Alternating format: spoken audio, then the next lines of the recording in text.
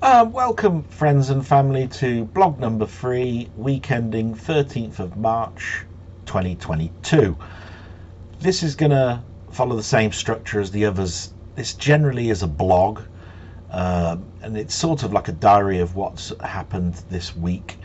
I want to be able to timestamp these blogs so that I remember what happened in the year, review back, and sort of like do things differently, make myself a little bit happier, basically. I've been in the doldrums an awful lot, and most of that will be based on work. The good thing about this week is that I won't be talking too much about work this week because nothing's changed. The next change will be the 22nd, when I have a meeting. So that cuts that down a little bit, and based on the structure that I had last time, I talk a little bit about the news. And generally the news is sad, and there's no change this week to anything remotely joyous. The war continues. By the way, I'm looking down like I did last week because I'm trying to remind myself. The war continues in Russia and Ukraine. The bombing continues against civilians. And I did see some horrible images of a bombing of a maternity hospital this week. That really upset me. Bombing a maternity unit and seeing all the people rushing to get out distressed me an awful lot.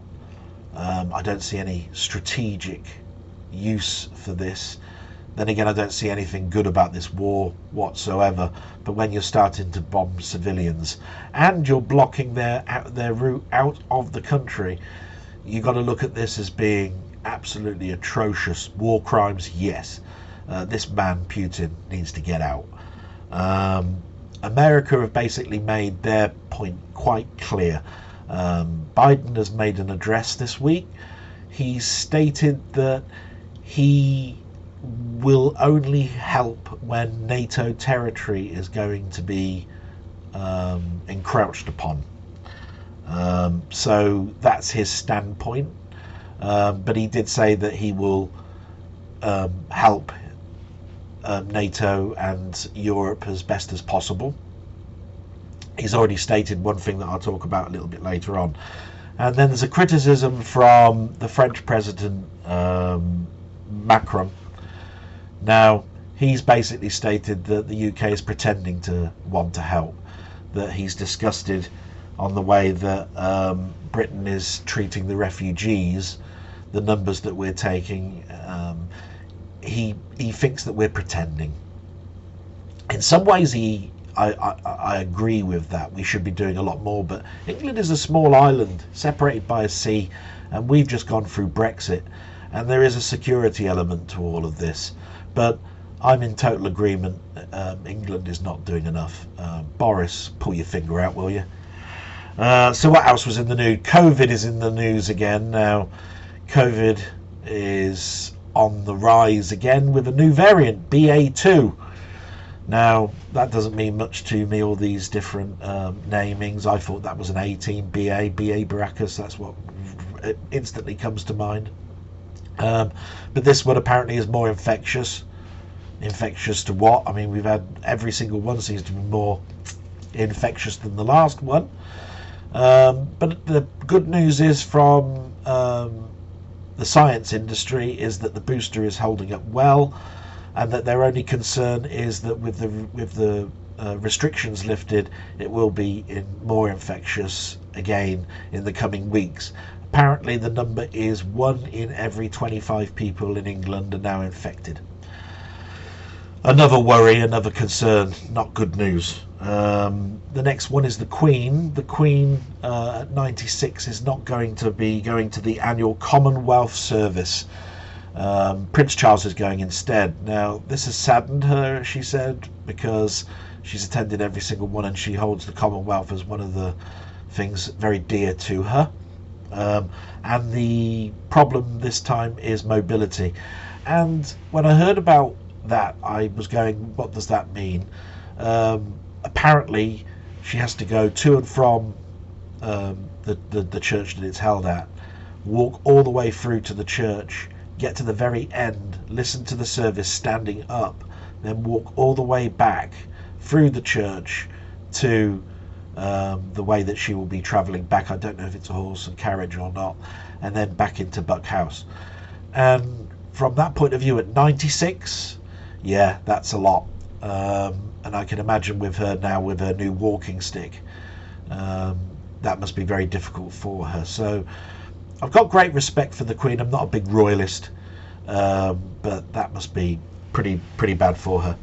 And fuel has now gone up to 171 in my area. It was 161, then 165, and now it's 171 for diesel. That's a litre. Times that by 4.5, I believe, for a gallon. And that's a pretty big hike for me when I travel to work every day. Now, the one thing that Biden has said is that he's recognised the fuel crisis. He's got his own problems, but he's going to release his own crude oil and try to knock the price down to combat it slightly. That's very nice of him. They are one of the biggest land masses and one of the biggest producers of oil. But if he's got his own problems and the fuel is going up over there as well, you can imagine that's a very difficult decision to make. So thanks very much for that. That's absolutely brilliant. And that's the end of the news. We're flying through this, thank God for that, because I don't really like the news section, but it is something that I listen to every day I go to work. I put the news on because I do want to know what's going on, and I do want to try and remember things. So for fun this week, I did load up an old and new Commodore 64 game. The game was Bagman Strikes Back. It's a remake of the arcade game Bagman by Stern. And I tried to and ah this week in regards to, did I actually play the arcade in its physical form? One of the things when I start talking about arcade games to understand is I only ever saw the arcades if they were in a shop or chip shop or food shop or in a health studio, you know, the swimming bars and so forth in our area, or if I went on holiday, or if it came to the travelling fair that our town gets every year. And that's the big one. Every year I went to that fair and there were lots and lots of arcade games, and I was mesmerised by them and went to them. So I don't think I saw Bagman. So what is Bagman? Bagman's one of these early arcade games. It's not a platform, more mazy with lasers type thing in a mine. You're supposed to pick up the gold and take it all the way to the top of the screen to a wheelbarrow and then cut that wheelbarrow off. The mechanic in it is that every time you pick up a bag of gold, you slow down because it's heavy. And of course there are all these other miners in the maze that try to take that off of you. Now you can drop the bag on their head. Lifts and things can also kill you as well as them. And there are other things like mining carts that will either help or hinder you. It's an interesting game, not particularly one that I'd go back to an awful lot, but fun nevertheless, and it had a catchy tune, which is always good. So why do I remember this one? It's because of not a licensed version, but a version nevertheless called Gilligans Gold by Ocean. I did actually buy this as a singular game, even though it ended up in a compilation later on.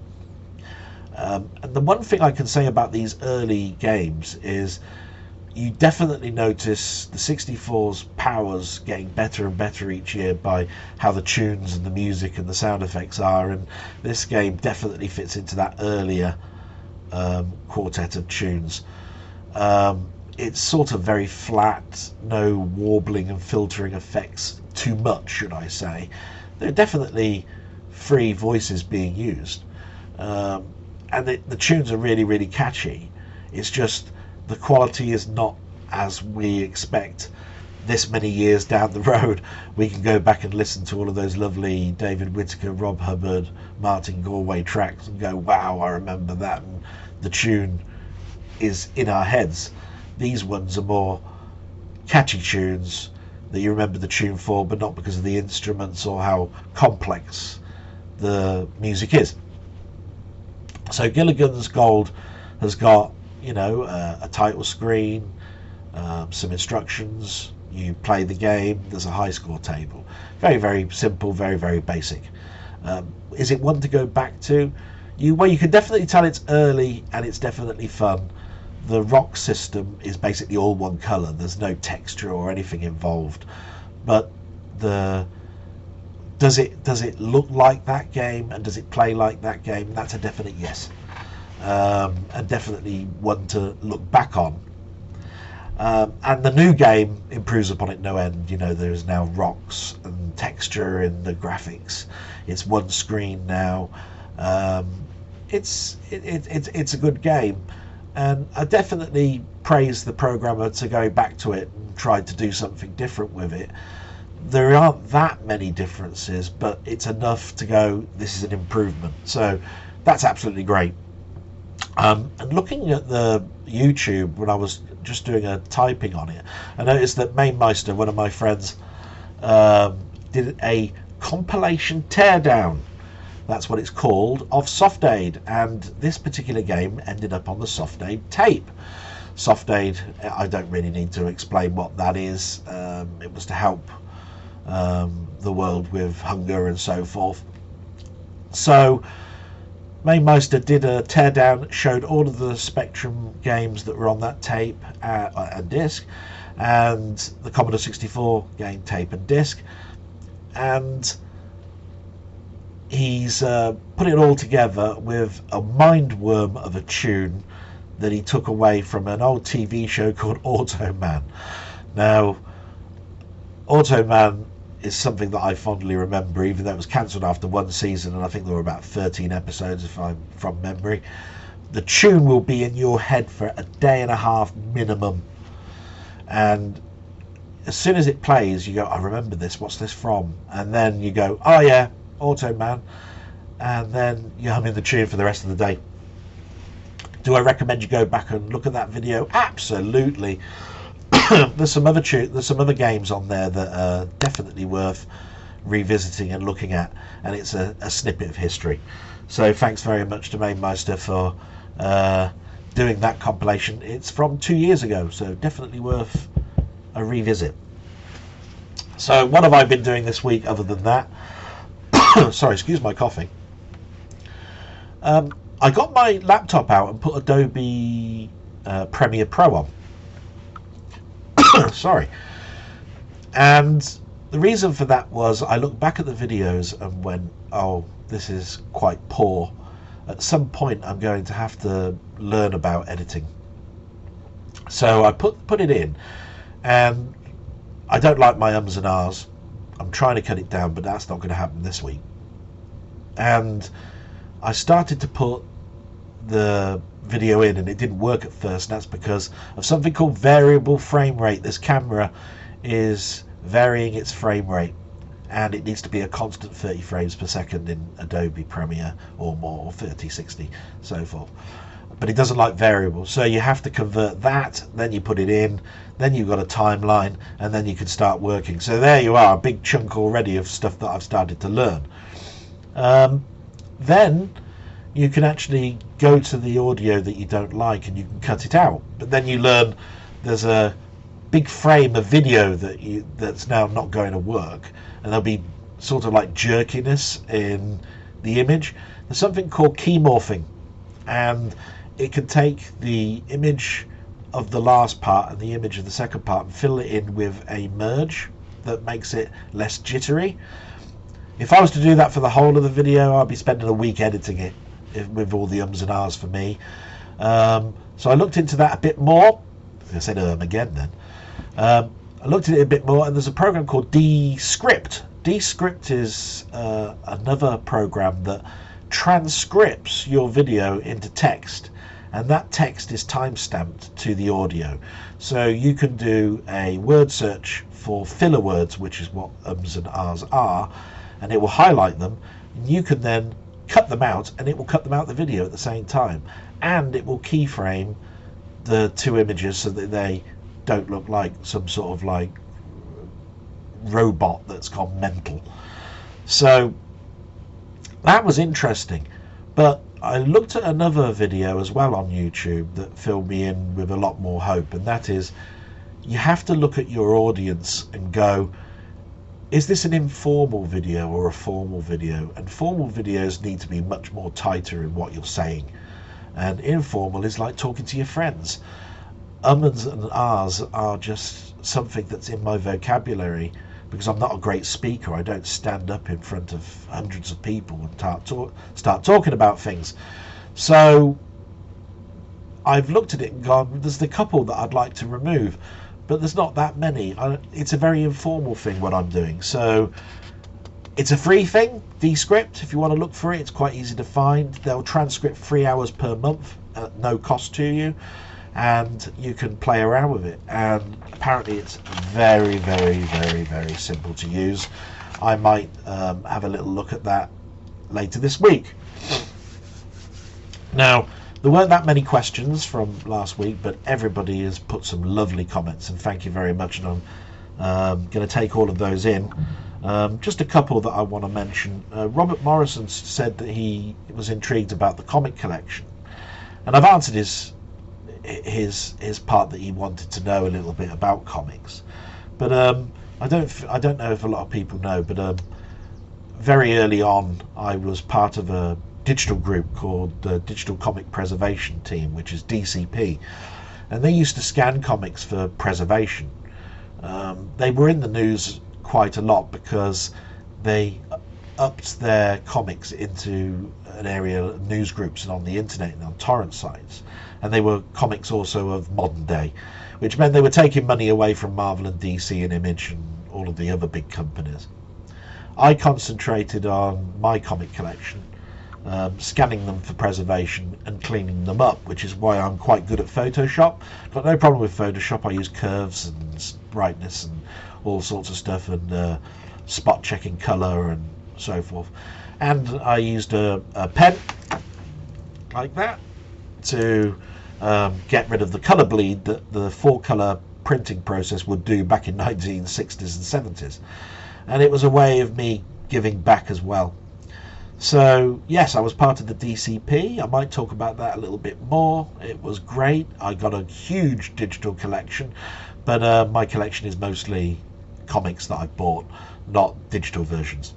But I have my own opinion on digital versions. So Jambon talked a little bit more about how I maintain my collection, which is huge, with games. And do I find that I don't have enough time to do things? Yes, that's a huge thing. I don't have enough time. But I did mention that in the MainMeister Discord that my Steam account is actually listed there, and he can obviously friend me if he wants, and he can look at his list and my list, and we might find that we've got similar interests or a similar amount of games.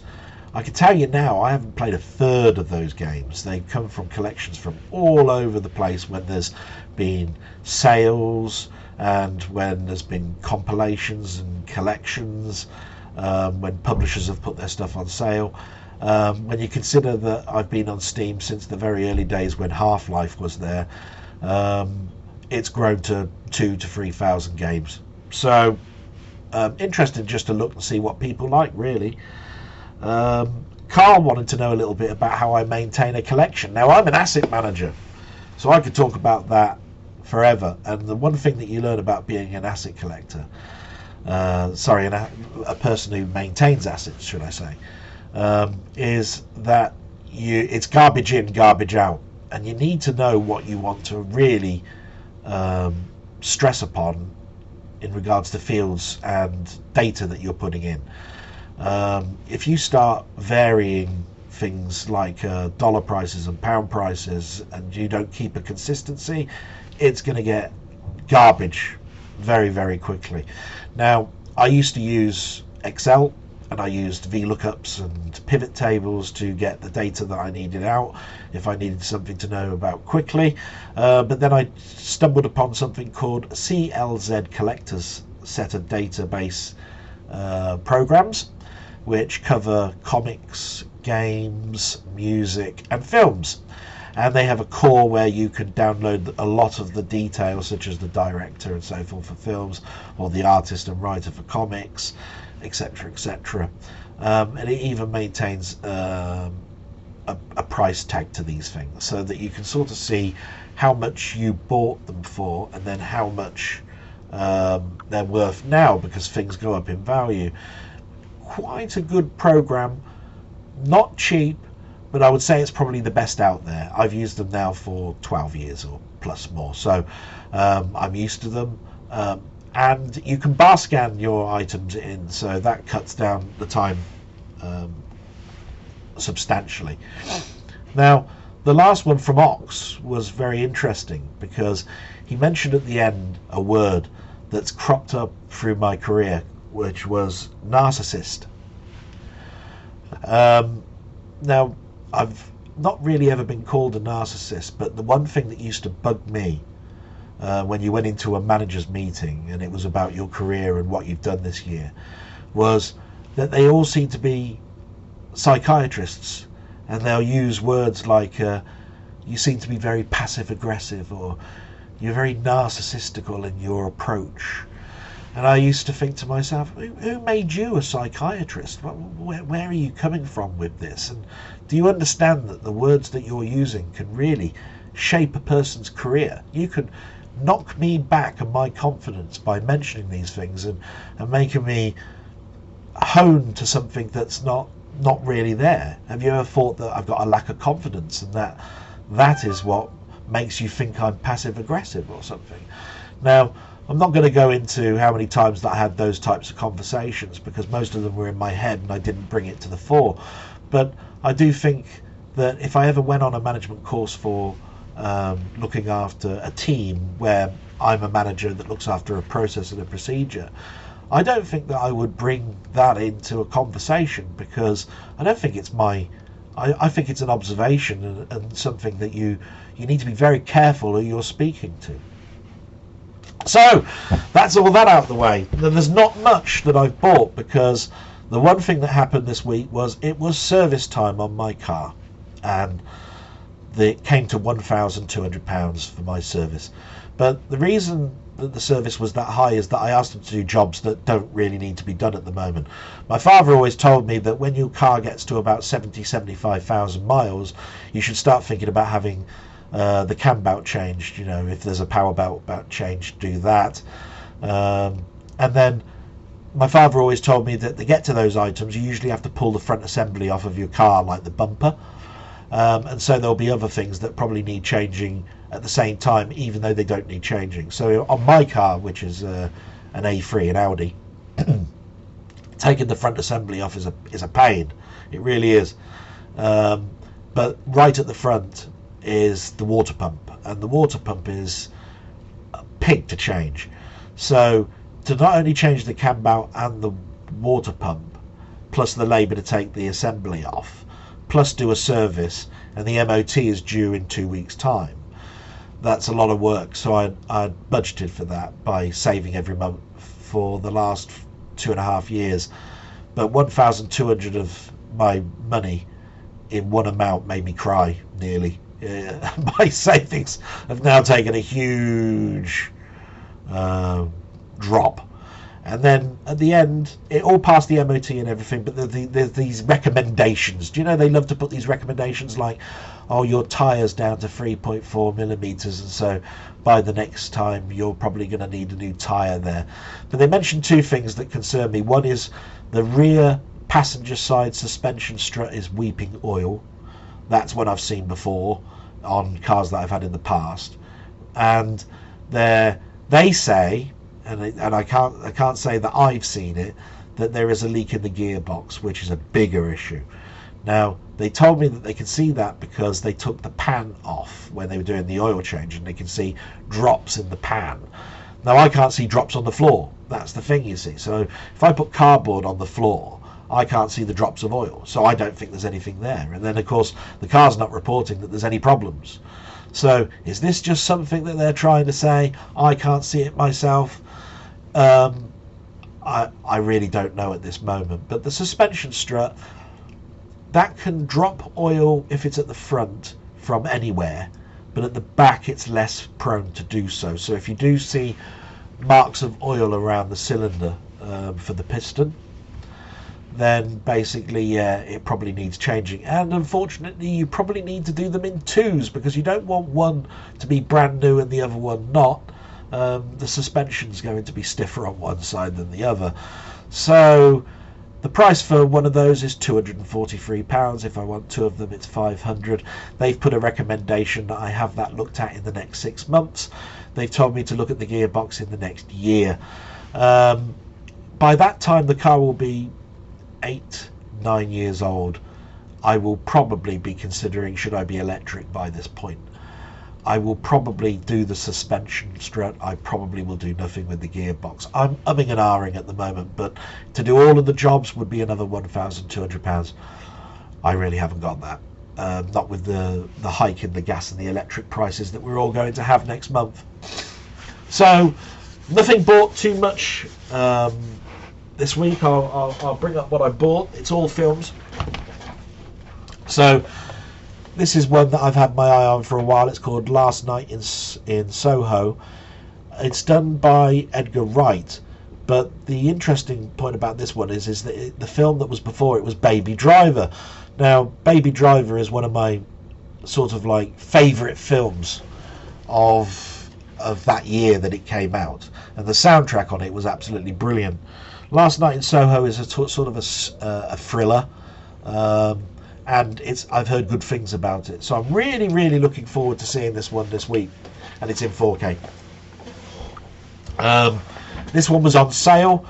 No Time to Die. I used to be a very big Bond freak, but to buy everything in 4K for James Bond would cost me an absolute fortune, so I've got a mix of Blu-rays and 4Ks of these. This one's come up under review a number of times, and it's called a reference disc. So they believe that the picture is so good that it should be up there in your top 10 of titles that have come out this year. Well, we're very early this year. No Time to Die has got a big history, hasn't it, in regards to the fact that it took over a year for it to come out because of COVID. It was supposed to be the title that would save cinema, because nobody was going to cinema anymore and everything was coming out to stream. Spider-Man ended up being the one that saved you to cinema, apparently, so we'll see. But No Time to Die, I have watched the film. It's not a bad Bond film. You can see that things have changed from when I used to watch it in the 70s and 80s with its political correctness, but an enjoyable romp. And the picture and sound, yeah, it's A+. Can't go wrong with that one.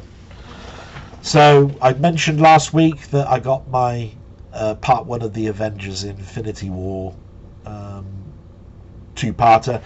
The second part has now come in, so that's now complete. And as you know, I ummed and ahed about whether I'll be selling part of my collection. Yes, I'll be selling my early Marvel standard releases. Now, these two came actually in the last couple of weeks, so I didn't buy these this week. The first one is First Men in the Moon, H.G. Wells, which is one from my childhood. I wanted it on Blu-ray, even though I know that there's not going to be that much of a difference in quality.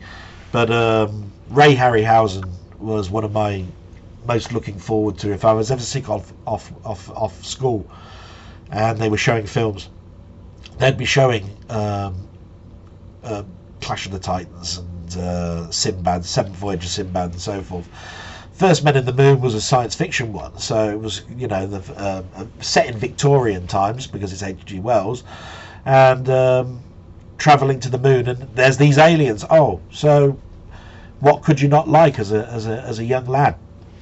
I had to buy that just to reminisce over it. Now, this is a couple of years old, this film now. It's called Archive, and I bought it from Germany, which is why it's got that funny green 12 sticker in the bottom. And it's what they call a digibook. It's got some notes about the film, and it's also dual format DVD and Blu-ray. Now, I'm not going to give too much about this one away, but it's got a very much a silent running type ebb to it. And the ending is very much like a shock ending. But if I was to mention that it's got a very Bruce Willis ebb to it, I'm hoping I'm not giving too much away. Is it worth a watch? Very much so. I enjoyed this. This was a cracker of a film when I saw it on Sky. So when it came up cheap, obviously it didn't sell very well, and the film is not that well known, I had to buy it. And that's the end of absolutely everything, and thank you very much for listening to this. I've also hit pretty much my mark on 30 minutes, so I'm quite pleased about that.